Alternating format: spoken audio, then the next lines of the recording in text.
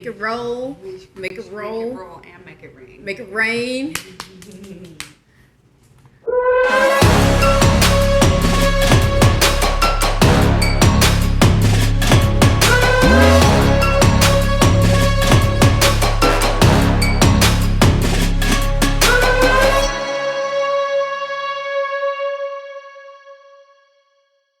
So, welcome to this week's episode of Fem Finance. I'm your host, Shirley Singleton, and I'm here with Anita Michelle. Today we'll be talking about criteria for selecting stocks. Okay, and give a basically top 10 highlight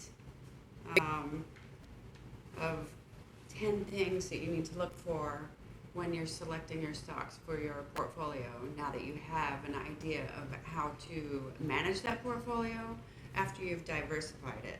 I think that the first thing that the viewers should think about is to step one, determine your investing goals, like we have touched on for weeks now. We're into our episodes and trying to unfold a series for our viewers to be able to understand. So you've identified your goals.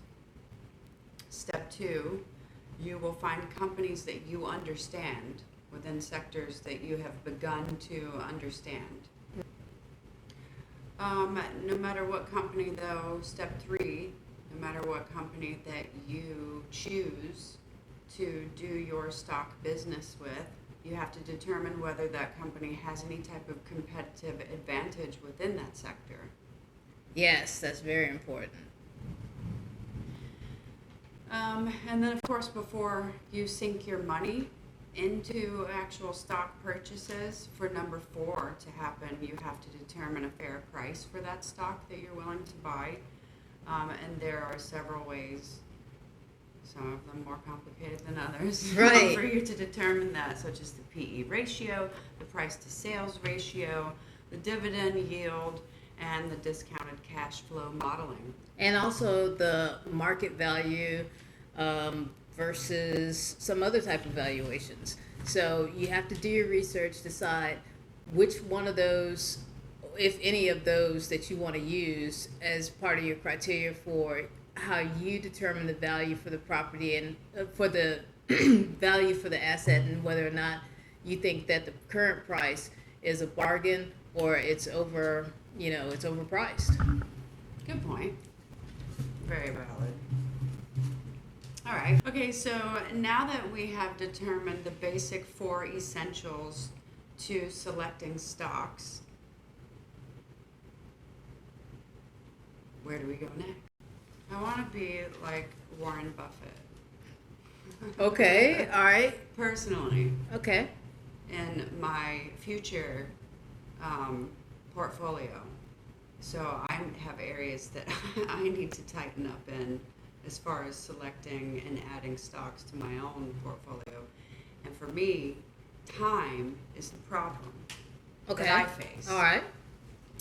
So step 1, the first and foremost important point that I think in our list of top 10 things to do or think about or scrutinize when purchasing a stock, I think, is your time horizon on what you want to do with the individual stocks that you're purchasing for your portfolio.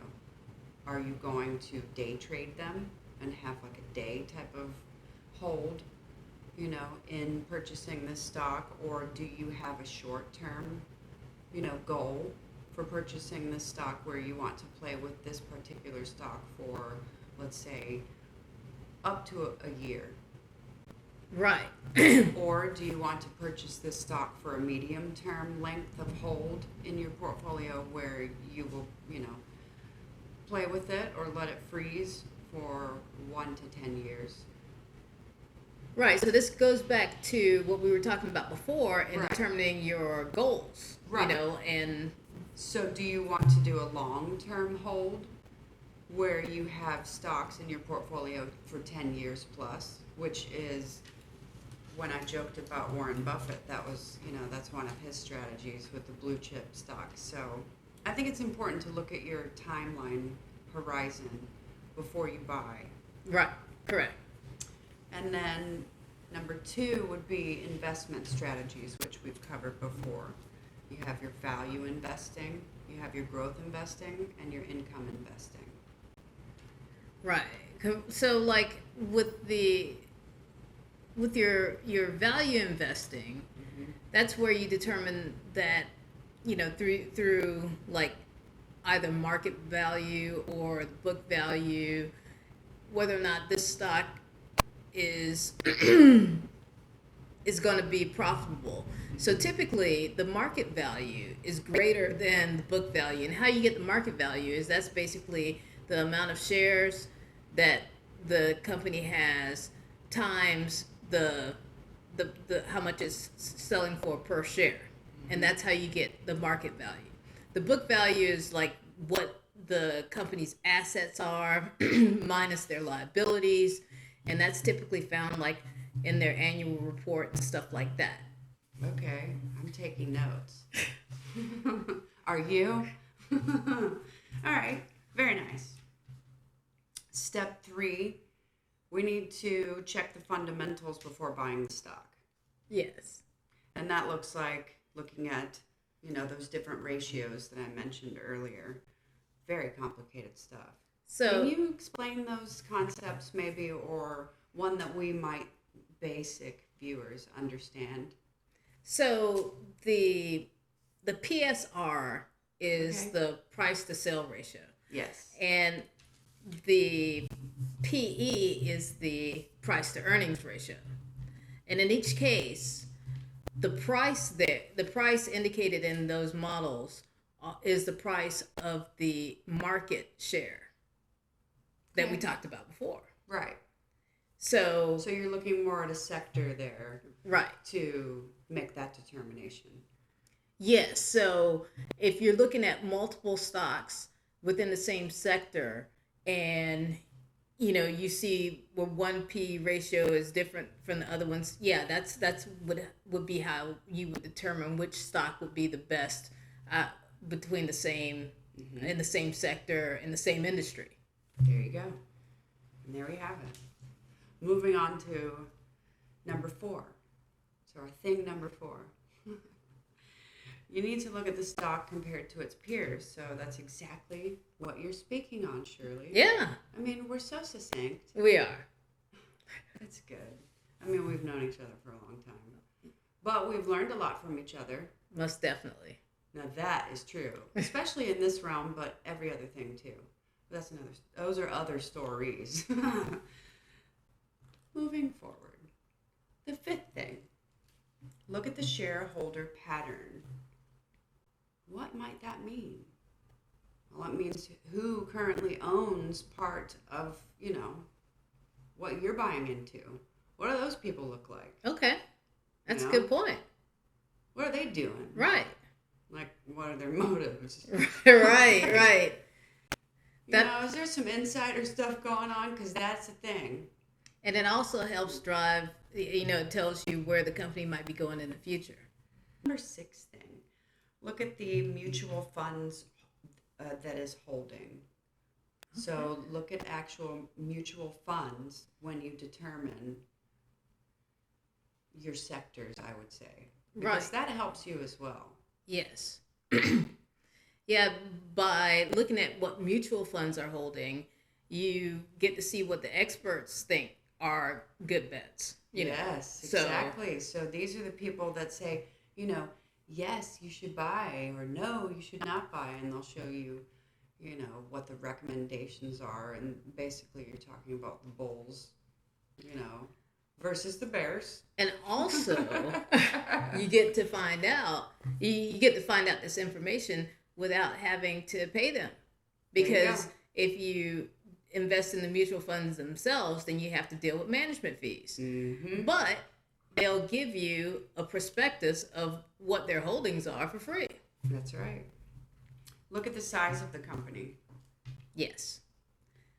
That deals with their capitalization, with their market capitalization. And where they could potentially move in the near future. Right, because that speaks to what we were talking about with growth stocks. Right. So the smaller the capitalization of a company, the greater the growth potential, but also the greater risk, because it has less leeway for making errors. So There we go. right. So under capitalization, what they call a micro cap would be a company that has like $250 million worth of assets or less. That's a micro cap. A small cap would be from $250 million to $1 billion. A mid cap is $1 to $10 billion. A large cap is $10 to $50 billion. I like it. Yeah, and an ultra cap is That's greater what I like. than $50 billion. I like that even more. Ultra cap. Yes. I don't know. I want to be a part of it. Give it to me. Because that might be where some big money is. So with the ultra caps, I would have those in my long term, in my long term strategies. Like a blue chip. Right, because that's a blue chip stock that's going to pay dividends, and you can kind of set it and forget it. Absolutely. Again, Buffett style. Number 8 thing would be to examine the dividend history of the company. Has it fluctuated over the quarters? That's a thing. Right. Positive and negative, and extreme too. Yes. So that can be very extreme. So checking the history of dividend payouts is definitely one of the things that you want to check out. Absolutely, because dividends are your friends. Right. Number 9 thing, revenue growth. Again, look at the performance of the company. That deals with like the PE. Exactly. And yeah, because that's definitely and the sales, all of that deals with the revenue. Yep. Last thing would be examine the volatility. Number 10. Volatility, yeah. Yeah. So Risky, high risk. right. So your ultras aren't going to be very volatile. At least it's very Not typically. not typically. Your micros, yes. Yes. They typically will be volatile. You have the diamonds in the rough, though. That's true. Yeah. Either way. And since you've stuck with us this long, since this is the Techno Analyst, Nice. I'll give you a bonus. You can look at the technical analysis of a stock. Okay. Yeah, that's most definitely. You can look at the technical analysis and see the past history of the stock, whether it's and what it seems to be trending. If it's trending up or down in either the long term or the short term. So 5 golden rules, I think, our viewers would be interested in at this talking point. Okay. Juncture. Right. So, number 1, invest in companies that dominate their industries. Most definitely. Number 2, invest in businesses that you understand, enough to put your money into, obviously.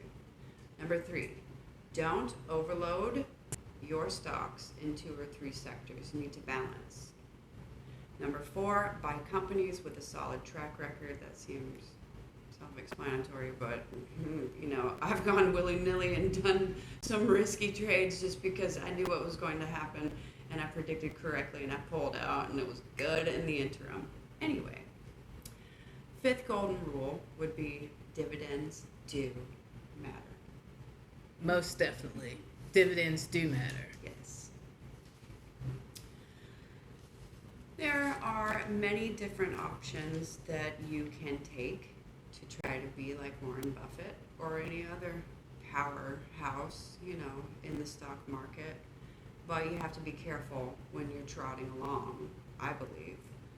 What would be some precautions to selecting stocks? Well,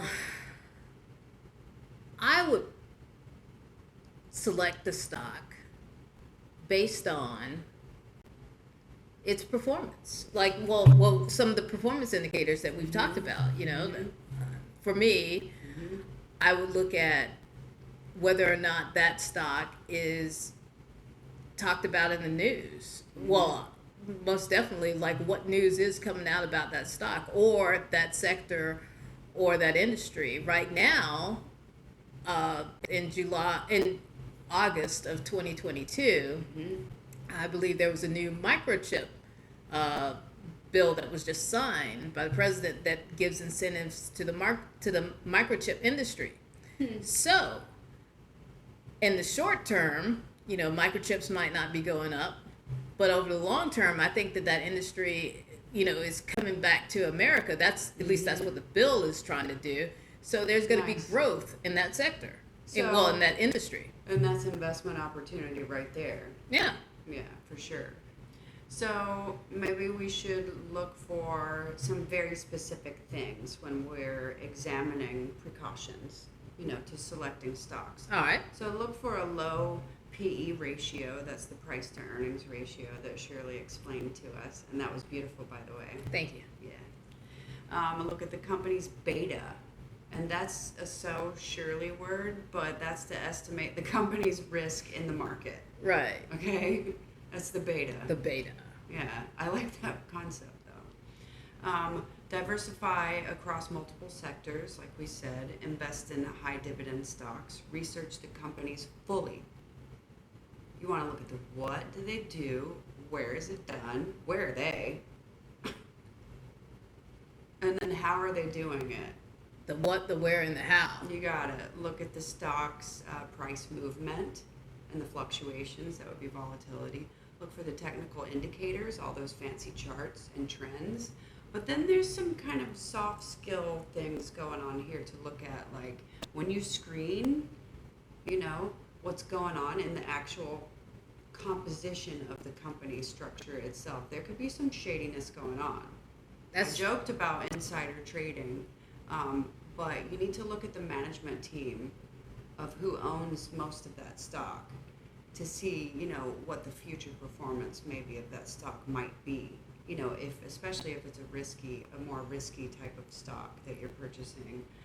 Check for insider transactions. There are ways to do that.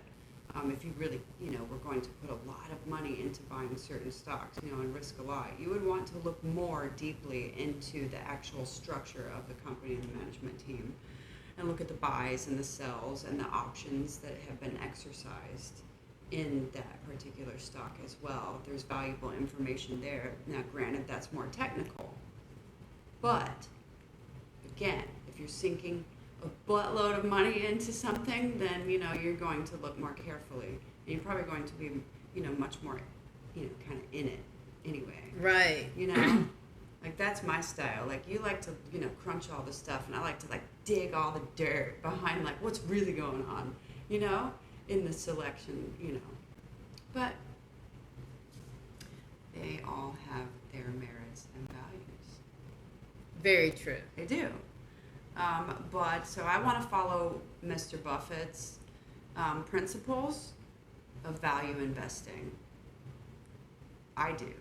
I want to structure my portfolio like him, and I know that people examine that, and he really believes in the benefits of index funds as being the anchor for portfolios, which I am interested in exploring more. And speaking of investing like Warren Buffett, anybody can invest like Warren Buffett now. Yes. Because the exchanges are allowing you to buy fractional shares. Right. So you don't have to have like a quadrillion dollars to mimic his portfolio. Absolutely. You can have $100 and split it up and mimic his portfolio. And his portfolio is published online for anybody to see if you really want to look for it. You can find it. Anyway, so he buys a lot of stocks for long hold, obviously, but with a lot of zeros in those transactions. Zeros. He's got the zeros, whichever way, it's this way or that way. But he recommends to mix in blue chip stocks, like Coca-Cola, huge companies like that. And to study the stocks and the market concepts. Also recommended to use options and futures for more tactical strategies, when you're purchasing stocks, but again, that's more Advanced. and we will get the viewers there. Eventually. Yes, we're going to get you there. But in the meantime, it's most important to make stock selections and stay on course. You have to manage it. Remember, we taught you this. Yes. Yes, Diversification, management. exactly. I think that the moral to the story on the top 10 things that we outlined for our viewers to do in selecting stocks is to remember, as you move along in your proficiency and mastery levels, buying and selling stocks is exciting. There are no guarantees in stock selection or performance. Exactly. All This right. has been a fun episode. It has been. And thank you for joining us. And we look forward to you joining us again. And make sure that you like, subscribe, and hit the notification bell. See you later. Whatever that is. Next time. Notifications bell. Bye.